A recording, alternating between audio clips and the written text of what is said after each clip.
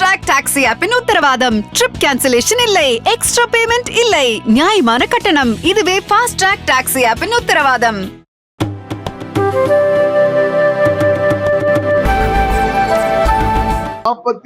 மாநில மாநாடு மதுரையில் வணிகர் விடுதலை முழக்க மாநாடோடு பெயரிலே தலைப்பிலே நடைபெற இருக்கிறது.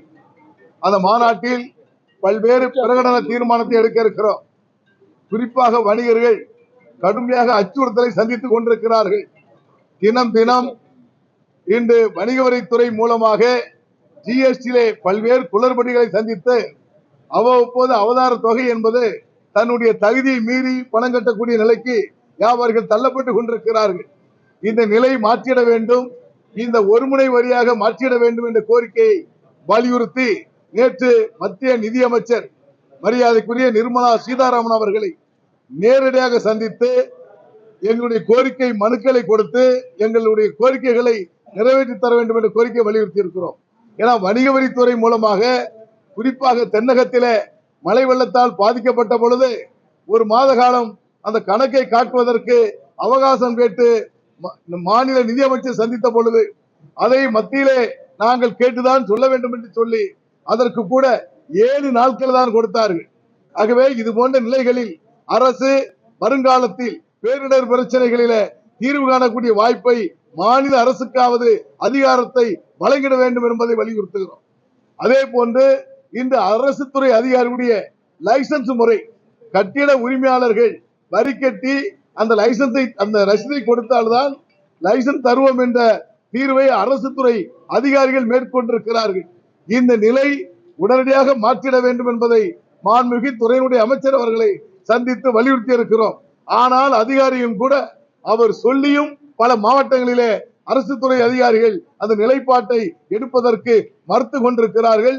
உடனடியாக அது சீரமைக்க வேண்டும் என்ற கோரிக்கையை வலியுறுத்துகிறோம். ஆகவேதான் தமிழகம் முழுவதும் லட்ச வணிகர்களை திரட்டி குறிப்பாக வேலூர் மண்டலத்தின் சார்பாக 25,000 வணிகர்கள் அந்த மாநாட்டிலே பங்கேற்க இருக்கிறார்கள். அந்த மாநாடு ஒரு திருப்புமுனை மாநாடாக தேர்தல் ஏப்ரல் 19 நடைபெற இருக்கிறது. தேர்தல் முடிந்தவுடன் மே 5 மாநில மாநாடு நடைபெற இருக்கிறது. ஜூன் 4 தேர்தல் யார் வெற்றி பெற்றார் என்று அறிவிப்பு வர இருக்கிறது. இடைப்பட்டதில் மாநாடு. இந்த மாநாடு பல லட்சம் வணிகர்களை திரட்டி அந்த மாநாட்டுடைய வெற்றி மகாந்திரமாக வரும் அரசு எங்களை அழைத்து பேசி பிரச்சனைகளை தீர்க்கக்கூடிய அரசு அமைய வேண்டும் என்பதை தமிழ்நாடு வணிகத்துறை பேரமைப்பு வலியுறுத்துகிறது. தேர்தல் தமிழகத்தினுடைய தேர்தல் அதிகாரியை சந்தித்து தமிழ்நாடு வணிக சங்கங்களுடைய பேரமைப்பு நேற்று ஒரு கோரிக்கையை கொடுத்திருக்கிறது. குறிப்பாக 50,000 ரூபாய் மட்டும்தான் பணம் எடுத்து செல்ல வேண்டும் என்பதை மாற்றம் செய்து குறைந்தபட்சம் 2 லட்சம் ரூபாய் எடுத்து செல்லக்கூடிய வாய்ப்பை தரப்பட வேண்டும். ஆனால் அரசு துறை அதிகாரிகள் நேற்றே வாகன சோதனையில் ஈடுபட்டு விட்டார்கள். அதை செய்கின்ற அரசு துறை அதிகாரிகளுக்கு ஒரு வேண்டுகோள், நீங்கள் அதே போன்று வாக்காளர்களுக்கு பணம் கொடுப்பதையும் அந்த வகையில் ஆழமாக பணியாற்றி தடுத்து நிறுத்திட வேண்டும். 100% மக்கள் வாக்களிப்பதற்கு தமிழ்நாடு வணிகத்துறை பேரமைப்பு அதிவிரைவில் சென்னை திருவல்லிக்கேணியில விழிப்புணர்ச்சி பேரணி நடத்த இருக்கிறோம். 100க்கு 100% வாக்களிக்க வேண்டும் என்ற கோரிக்கையை வலியுறுத்துகிறோம். அதே போன்று வணிகர்கள் ஓட்டை விற்பதில்லை என்ற வாசகத்தையும் வெளியிட இருக்கிறோம். இதை மக்கள் புரிந்து கொண்டு நாளை ஜனநாயகம் வளர்வதற்கு அனைவரும் வாக்களிக்க வேண்டும். அதே வேளையில தன்னுடைய வாக்கை விலைக்கு விற்பனை செய்யக்கூடாது என்பதையும் வலியுறுத்துகிறோம். அதாவது வரி அதிகமான ஏற்றம் பல்வேறு மாவட்டங்களில் வேறுபடுகிறது. இதை சீரமைத்து மறு சீராய்வு செய்து முறையாக இன்று 3 ஆண்டுக்கு ஒரு முறை ஒரு 5% வரி உயர்த்துறோம் என்று சொன்னால் பரவாயில்லை. ஒட்டுமொத்தமாக ஏற்றுகின்ற பொழுது ஒரு பெரிய பிரச்சனையை மக்கள் சந்தித்துக் கொண்டிருக்கிறார்கள். நீங்களாம் பார்த்திருப்பீங்க, நிறைய திருமண மண்டபங்கள்லாம் மூடிட்டு வேற தொழிலுக்கு போக ஆரம்பிச்சாங்க. ஏன்னா அவர்களுக்கு அந்த வரி கட்ட முடியாத நிலைக்கு அவர் தள்ளப்பட்டிருக்கிறார்கள். இந்த நிலையை மாண்புமிகு முதலமைச்சர் அவர்கள் கனிவான பார்வைக்கு எடுத்து சென்று அவர் மறு ஆய்வு செய்து சீரமைத்து தர வேண்டும் என்ற கோரிக்கையை நாங்கள் வலியுறுத்துகிறோம். அதாவது பன்னாட்டு நிறுவனங்களை எதிர்க்கிறோம். நீங்க பாத்தீங்கன்னா நீங்க டிமார்டி, இது மும்பை இந்திய நாட்டை சேர்ந்தது. இதே போன்று நூல்மால் கேரளாவை சார்ந்தது. மாண்புமிகு முதலமைச்சர் சொல்லி இருக்கிறோம். இதே தொழிலை கேரளாவில் நாங்க ஆரம்பிக்க முடியாது. கேரளா மாநில அரசு எங்களுக்கு அந்த வழிவகை செய்ய மறுக்கிறது. ஆனால் அவர்கள் இங்கே வந்து கால் ஊன்றி வணிகத்தை செய்ய தொடங்கி இருக்கிறார்கள். இது நாளை வருங்காலத்தில் தமிழகத்தில் இருக்கின்ற வணிகர்கள், லட்சக்கணக்கான வணிகர்கள் வேலை வாய்ப்பு இழக்கக்கூடிய ஆபத்து இருக்கிறது. மறு பரிசீலனை செய்ய வேண்டும் என்பதை நாங்கள் வலியுறுத்தி இருக்கிறோம். கட்டாயமாக கார்ப்பரேட் கம்பெனிகளை பல்வேறு குளறுபடிகள் இருக்கிறது.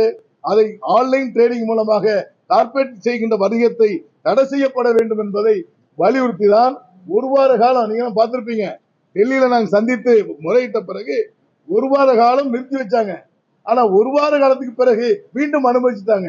இந்த கார்ப்பரேட் கம்பெனிகள் அங்கு மத்திய அரசு இடத்துல எந்த முறையில் இருக்கிறார்கள் என்பதை எங்களால் புரிந்து கொள்ள முடியும். அகில இந்திய அளவிலே அனைத்து மாநிலத்தினுடைய நிர்வாகிகள் பங்கேற்கிறார்கள். தமிழகத்தினுடைய ஒட்டுமொத்த வணிகர்களும் அங்கு பங்கேற்கிறார்கள்.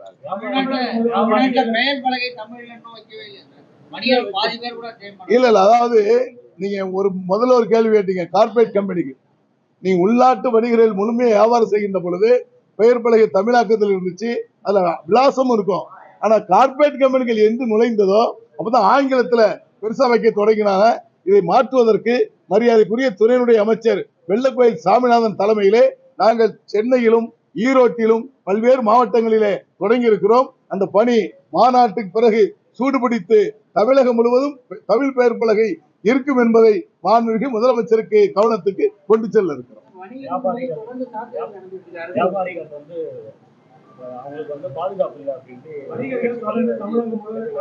அதாவது வணிகர்கள் பல்வேறு இடங்களில்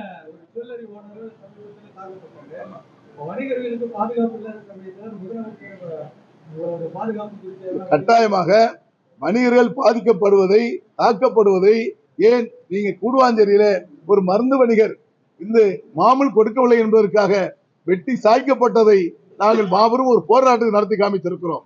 மாண்புமிகு முதலமைச்சர் கவனத்துக்கு எடுத்து சென்றிருக்கிறோம்.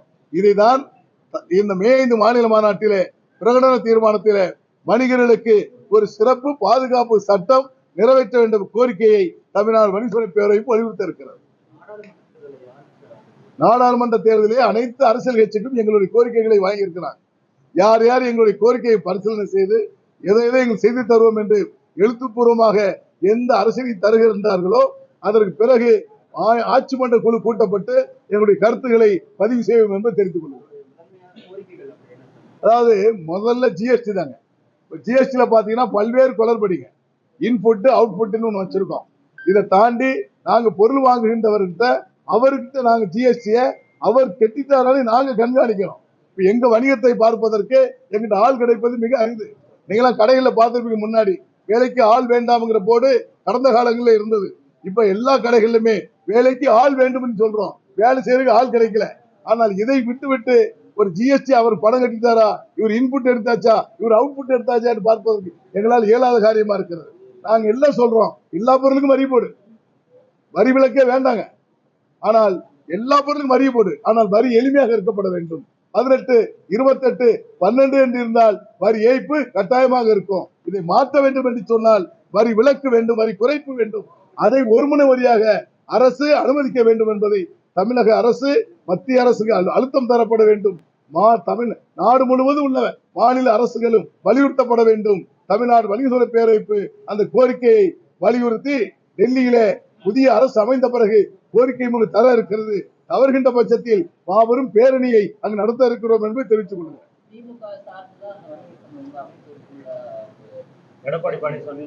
அதாவது எடப்பாடியார் முதலமைச்சராக இருக்கின்ற பொழுது அவங்களை சந்திச்சோம், பல்வேறு கோரிக்கைகளில் அவரை சந்திச்சிருக்கோம், அவங்க செஞ்சு கொடுத்தாங்க.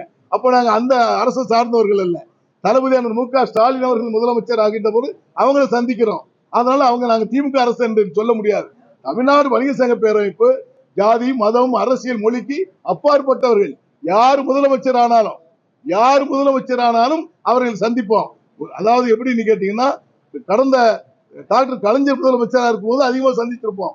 கடந்த முதலமைச்சர் செல்வி அம்மையார் ஜெயலலிதா இருக்கின்ற பொழுது சந்திக்கிற வாய்ப்பு இல்லாமல் இருந்திருக்கும். அதனால் இந்த குற்றங்களை சொல்லுவாங்களே தவிர தமிழ்நாடு வணிக சங்க பேரமைப்பு பொறுத்தவரையில யார் ஆட்சியில இருந்தாலும் அவர்களை சார்ந்திருப்போம். அப்பதான் வியாபாரிகளுக்கு நன்மை செய்து கொடுக்க முடியும். அதே போன்று வணிக நல வாரியம் 10 ஆண்டுகளாக முடக்கப்பட்ட வணிக நல வாரியத்தை தூசி தட்டி எழுப்பி பொழுது ஒரு குடும்ப நல உதவியாக 1 லட்சம் ரூபாய் இருந்த தொகை மாண்புமிகு முதலமைச்சர் அவர்கள் 3 லட்சமாக உயர்த்தி இருக்கிறாங்க.